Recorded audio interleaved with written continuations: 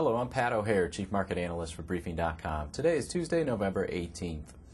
Stocks rose 1% in a volatile session as traders digested testimony from the heads of the Federal Reserve, Treasury, and FDIC, upside earnings guidance from Hewlett-Packard, and speculation regarding the future of U.S. automakers.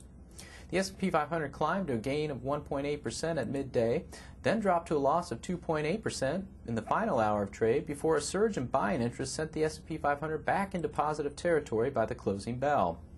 7 of the 10 economic sectors posted a gain. Small and mid-cap stocks underperformed, with the Russell 2000 down 0.8% and the S&P 400 mid-cap index down 0.3%.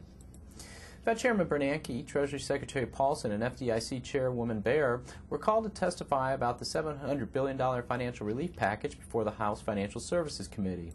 Bernanke said there are some signs that credit markets are improving, although they remain strained.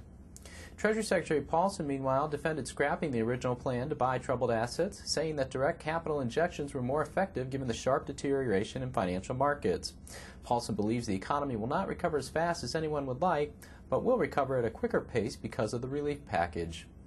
On a related note, the Treasury Department bought $33.6 billion in preferred stock from 21 banks, including $6.6 billion in U.S. Bancorp and $3.6 billion in Capital One Financial.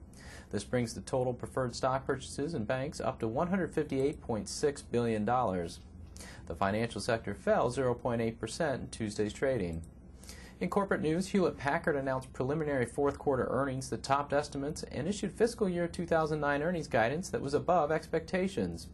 Yahoo gained after announcing that co-founder Jerry Yang will step down as CEO as soon as a replacement is found, raising speculation that Microsoft could show renewed takeover interest.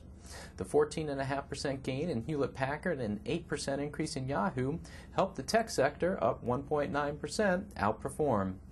More than half of the tech stocks posted a loss, however, as investors were aware that the upside guidance from Hewlett-Packard was largely a company-specific story and not an indication of overall strength. In earnings news, Saks tumbled after missing third-quarter earnings expectations, while Home Depot rose after topping estimates. Both retailers were cautious about the near-term outlook. Retailers as a whole fell 0.2%. Shares of General Motors and Ford fell to multi-decade lows.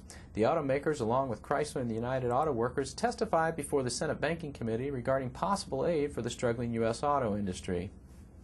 In economic news, domestic producer prices in October dropped by a larger than expected amount due to the sharp decline in energy prices.